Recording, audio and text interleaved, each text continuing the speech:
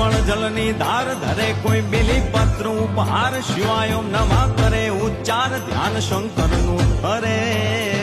ધર્મ અર્થ ને કામ મોક્ષ સંચારુ ફળ ને શામ સદા શિવ આમ ધામ ને ઠામ સમર્પે સેવક દ્વારે